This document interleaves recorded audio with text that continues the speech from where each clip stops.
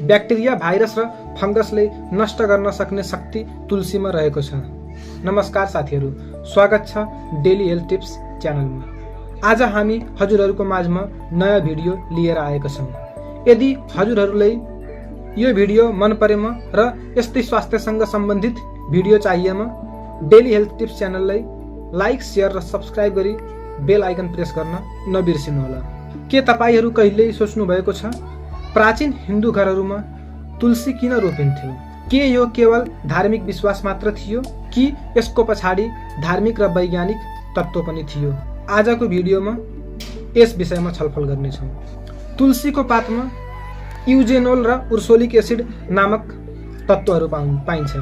ती तत्त्वहरूले, ती chemical कम्पाउन्डहरूले bacteria, virus र फंगसले नष्ट गर्ने गर्छन्। यसरी नष्ट गरेर रोग फैलनबाट बचाउँछन्।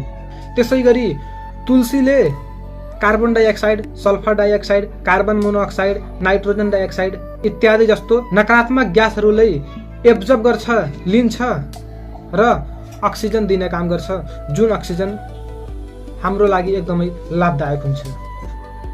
त्यति मात्र नभएर यदि तुलसीको पातलाई दैनिक सेवन गर्ने हो भने यसले हाम्रो शरीरमा रहेको WBC व्हाइट ब्लड सेललाई एक्टिभेट गर्छ र त्यस व्हाइट ब्लड सेलले हाम्रो इम्युनिटी पावर बढाउँछ, हाम्रो रोगसँग लड्न सक्ने शक्ति बढाइदिन्छ।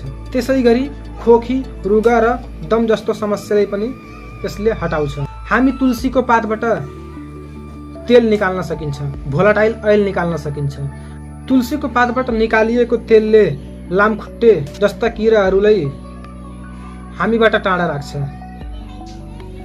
यसरी नै हामीलाई मलेरिया, डेङ्गु आदि जस्तो रोगहरूबाट पनि बचाउने गर्छ। त्यति मात्र होइन, तुलसीको पातको दैनिक प्रयोग गर्ने हो भने यसले हाम्रो तनावलाई पनि कम गर्छ। यसले कर्टिसोल, स्ट्रेस हार्मोन नामक हार्मोनलाई सप्रेस, दबाई दिने काम गर्छ, जसले गर्दा हामी तनावबाट मुक्ति पाउन सकिन्छ। त्यसैले साथीहरू, तुलसी घरमा रोपिनु अन्धविश्वास होइन, यो त प्राचीन र जैविक विज्ञान हो।